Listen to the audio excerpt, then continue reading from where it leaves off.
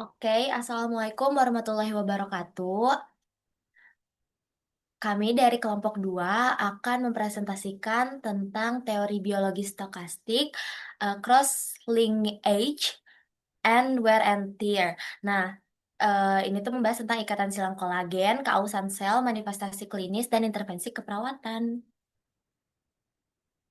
Next. Nah, anggota kelompoknya itu ada Nafisa Warda, ada saya sendiri, Naila Ramadhania, ada Putri Alia, ada Santa Veronica, dan Tiara Renata. Oke, kita masuk ke ikatan silang kolagen menurut Georgetown tahun 1968. Nah, teori ini tuh dikemukakan oleh Johann Georgetown yang menyatakan bahwa proses penuaan disebabkan oleh terbentuknya ikatan kimia abnormal atau crosslinks antara molekul besar dalam sel seperti protein, DNA, dan kolagen. Nah, ikatan ini tuh menyebabkan molekul menjadi kaku, tidak fleksibel, dan kehilangan fungsi normalnya. Next.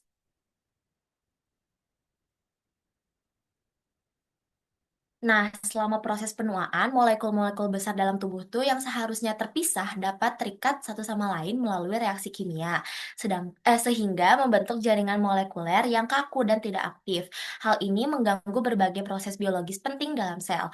Nah, kolagen adalah protein struktural utama yang terdapat pada jaringan ikat seperti kulit, tendon, tulang, dan pembuluh darah. Nah, dalam teori ini tuh, kolagen merupakan salah satu molekul yang paling sering mengalami proses cross-linking selama penuaan. Nah, selanjutnya ada mekanisme ikatan silang kolagen. Yang pertama itu ada reaksi kimia antar molekul kolagen, lalu ada pembentukan struktur kolagen lebih padat, penurunan elastisitas jaringan, dan gangguan fungsi jaringan.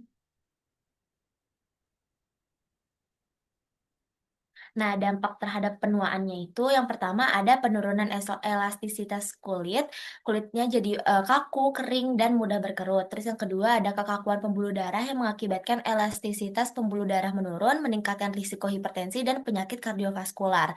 Yang ketiga ada gangguan fungsi jaringan yang mengakibatkan transport nutrisi dan pembuangan limfa metabolik menjadi terhambat. Dan yang terakhir adalah peningkatan kerentanan jaringan yang mengakibatkan jaringan lebih mudah rusak dan sobek.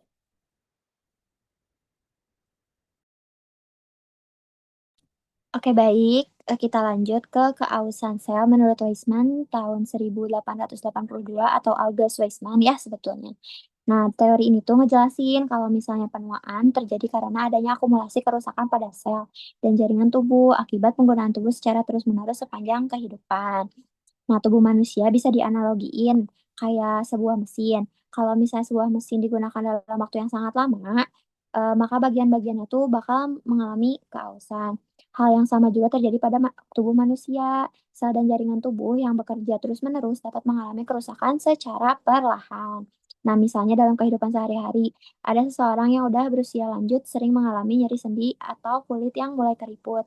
Nah, hal ini tuh dapat terjadi karena sel dan jaringan tubuh telah digunakan selama bertahun-tahun sehingga mengalami keausan. Seiring bertambahnya usia, kemampuan tubuh untuk memperbaiki kerusakan tersebut juga semakin menurun, sehingga kerusakan tersebut akhirnya menumpuk dan menyebabkan penurunan fungsi pada organ tubuh.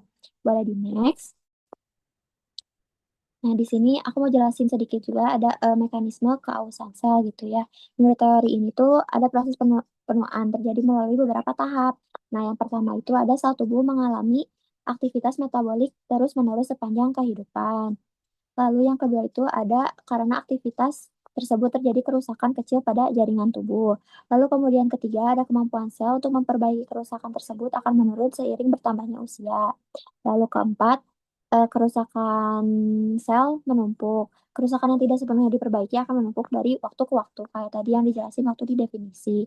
Nah, akhirnya akumulasi kerusakan tersebut menyebabkan fungsi organ tubuh menjadi menurun atau fungsi organ menjadi menurun. Nah, misalnya dalam kehidupan sehari-hari, seorang yang selama puluhan tahun sering berjalan atau melakukan aktivitas berat dapat mengalami kausan pada sendi lutut. Nah, sehingga ketika sudah lanjut usia, sering muncul keluhan nyeri atau keterbatasan gerak. Lalu ada beberapa contoh gitu ya kerusakan biologis yang dapat terjadi antara lain kayak kerusakan DNA, terus stres oksidatif, penurunan regenerasi sel, terus penurunan elastisitas jaringan. Next. Oke, selanjutnya di sini ada manifestasi klinis dari cross linkage wear and tear theory.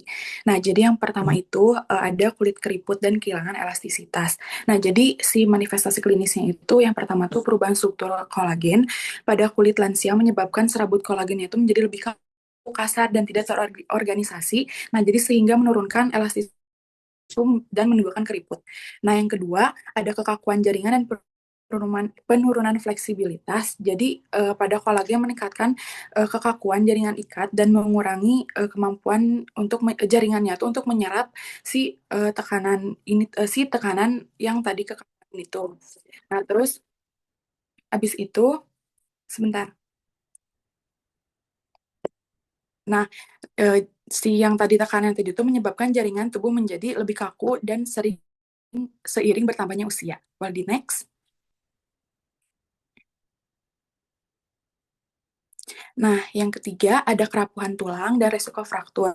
Nah, jadi pada kolagen tulangnya itu dapat menyebabkan si tulang itu menjadi lebih rapuh sehingga meningkatkan risiko fraktur pada usia lanjut. Yang terakhir ada penurunan kekuatan jaringan ikat. Perubahan kolagen tuh akibat proses yang penuaan tuh mengubah sifat mekanik jaringan sehingga si tendonnya tuh dan jaringannya tuh menjadi lebih kaku dan kurang elastis. Oke, next.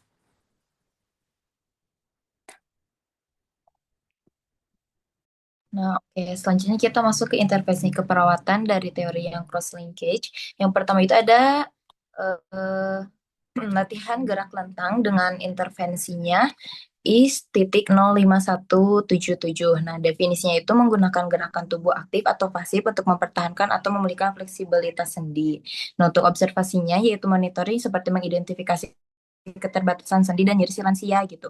Lalu monitor juga status kardiovaskular seperti nadi dan tekanan darah baik sebelum ataupun sesudah melakukan gerakan gitu ya. Lalu ada terapeutik atau tindakan yaitu gunakan pakaian longgar. Jadi jangan menggunakan pakaian yang ngepas di badan. Lalu lakukan gerakannya itu perlahan dan bertahap karena kan ini lansia juga ya. Jadi harus secara perlahan sama bertahap juga jangan dipaksakan.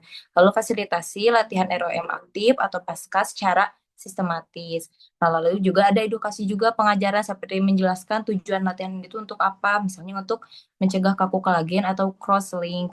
Lalu ajarkan juga keluarga latihan secara mandiri jika nanti ketika pulang ke rumah lansia tersebut tuh bisa latihan ROM bersama dengan keluarganya.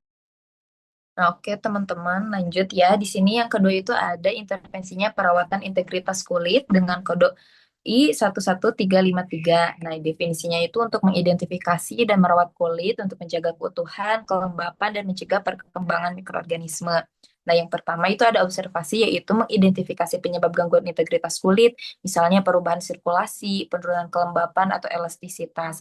Lalu untuk terapeutiknya ubah posisi tiap 2 jam jika tirah baring. Jika si lansia tersebut memang bed rest gitu, kita bisa mencoba untuk melakukan mika miki miring kanan miring kiri. Ubah posisi tersebut tiap 2 jam. Lalu gunakan produk berbahan petroleum atau minyak pada kulit kering.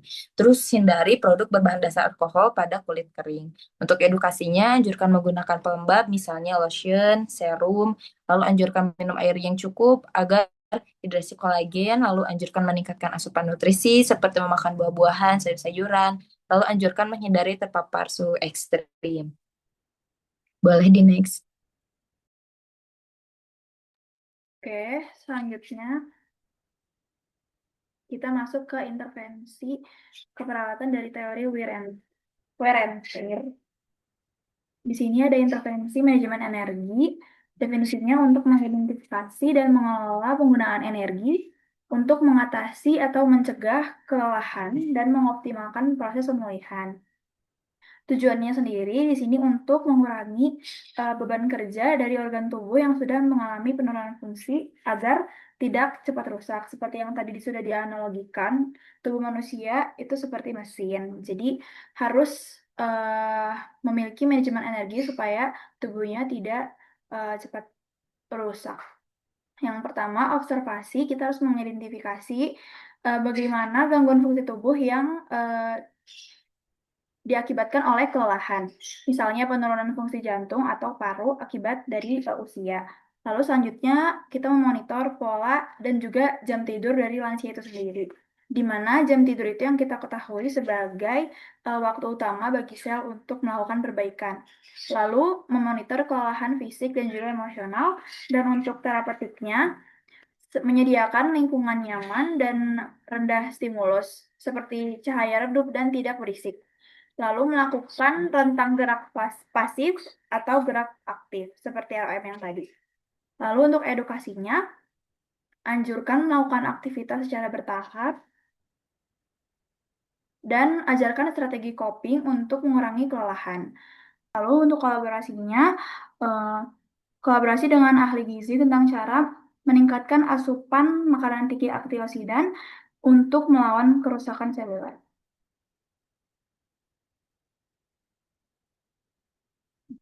Selanjutnya adalah intervensi dukungan mobilisasi I05173 untuk memfasilitasi pasien untuk meningkatkan aktivitas pergerakan fisik. Seperti yang kita ketahui tadi kan, tubuh manusia itu seperti mesin, dan untuk intervensi ini seperti yang tadi, untuk mengurangi energi dan juga dukungan mobilisasi.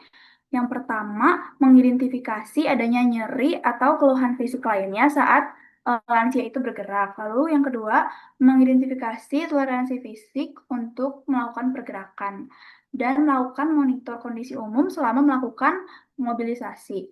Terapeutiknya, fasilitasi aktivitas mobilisasi dengan alat bantu seperti kerk atau walker. Lalu memfasilitasi melakukan pergerakan secara mandiri, tapi tetap dalam pengawasan. Lalu menggunakan alas kaki yang empuk dan ergonomis. Lalu edukasinya menjelaskan tujuan dan prosedur mobilisasi, seperti pentingnya bergerak tanpa membebani sendi secara berlebihan. Lalu mengajarkan mobilisasi sederhana yang harus dilakukan. Lalu yang selanjutnya mengajarkan cara penggunaan alat bantu jalan dengan benar untuk menjaga keseimbangan mekanika tubuh.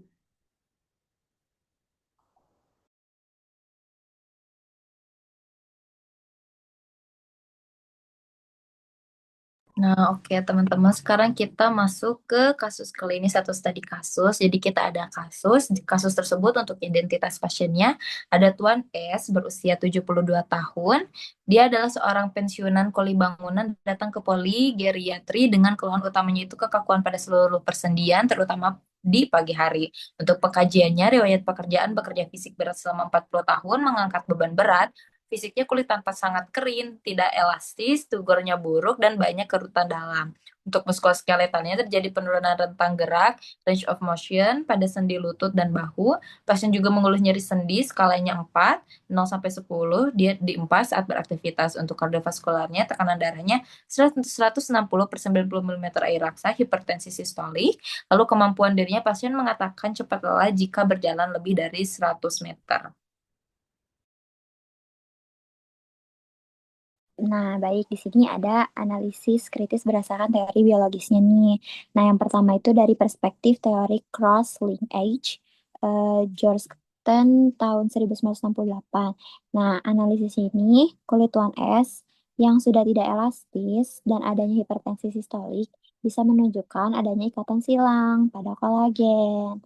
Nah, seiring bertambahnya usia, molekul protein seperti kolagen bisa saling menempel dan membentuk ikatan silang. Nah, terus akibatnya jaringan pada kulit dan pembuluh darah menjadi lebih kaku dan kurang elastis. Ini aku jelasnya pakai bahasa aku ya, BTW. Terus kaitan klinisnya tuh keluhan sendi yang terasa kaku di pagi hari bukan hanya karena berkurangnya pelumas pada sendi, tapi juga karena jaringan ikat seperti tendon dan ligamen yang mengandung kolagen menjadi lebih kaku akibat proses penuaan. Nah, lalu yang kedua ada menurut perspektif teori wear and tear, Weisman 1882. Nah, di analisisnya tuh, riwayat pekerjaan Tuan S sebagai kuli bangunan. Nah, kemungkinan mempercepat proses kausan pada sel dan jaringan tubuh. Nah, terus aktivitas fisik yang berat dan dilakukan dalam waktu lama dapat menyebabkan sendi lutut mengalami kerusakan karena penggunaan berulang selama bertahun-tahun. Nah, kaitan klinisnya, keluhan mudah lelah, yang dialami Tuan S bisa terjadi karena cadangan energi dalam sel sudah menurun. Nah, hal ini berkaitan dengan fungsi sel yang tidak seoptimal saat masih muda, sehingga tubuh lebih cepat merasa lelah ketika melakukan aktivitas fisik. Nah, untuk intervensinya itu kurang lebih sama-sama yang tadi udah dijelasin sama Teteh Napisa gitu ya. Santa. Thanks. Next. Nah, di sini juga kita mengaitkan gitu ya beberapa referensi yang kita ambil gitu. Ini ada cukup banyak ya, jujur boleh di next ada 2 slide loh, BTW. Oke, nge-lag. Oke, mhm. Oke, sekian dari kelompok kami. Mungkin ada yang ingin ditanyakan terlebih dahulu sebelum ditutup.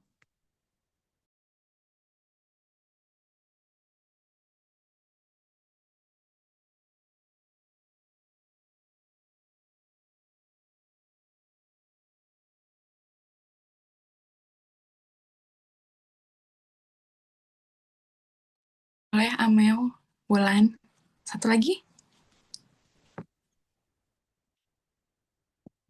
Oh, sok Amel dulu ya, Amel dulu.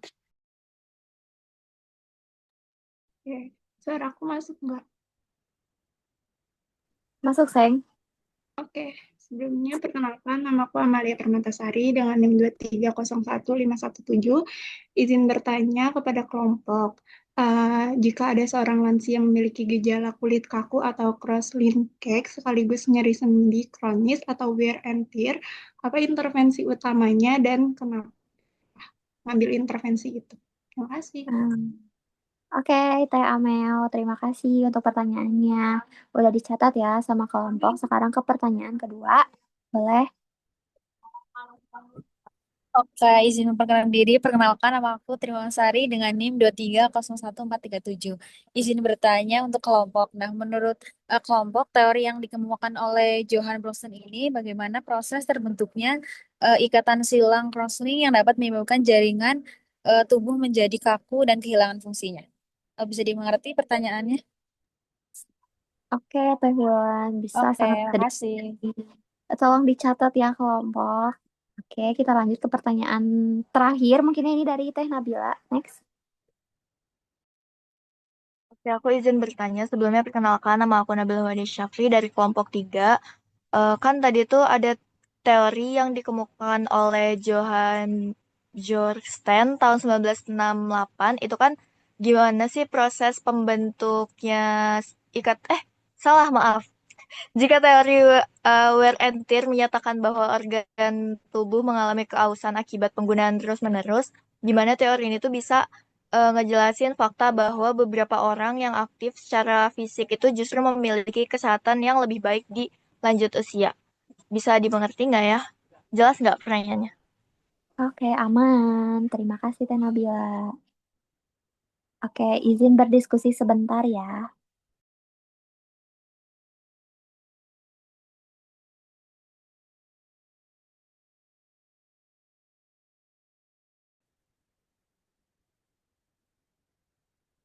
Ini aku kan jawab pertanyaan Amel, langsung aja. Oke, sebelumnya izin menjawab pertanyaan Amel. Tadi tuh pertanyaannya tuh yang ini bukannya yang apa sih kalau misalnya lansia mengalami kulit kaku sama kronis tuh intervensi utamanya apa dan alasannya kenapa mengambil itu.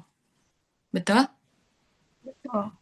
Nah, jadi setelah kita diskusi, intervensi dari yang pertanyaan tadi itu, intervensi utama yang diprioritaskan itu adalah latihan tentang gerak atau ROM. Nah, alasannya kenapa? Karena si ROM ini tuh mengurangi kekakuan jaringan, yang kedua mempertahankan fungsi sendi, yang ketiga mengurangi nyeri dan meningkatkan sirkulasi, dan terakhir mencegah komplikasi imobilitas. Nah, jadi kesimpulannya intervensi utamanya itu ROM aktif atau pasif secara rutin, karena dapat mengatasi kekakuan jaringan akibat cross-linkage dan mempertahankan fungsi sendi yang mengalami wear and tear sehingga mobilitas lansia tetap optimal. Oke, terjawab?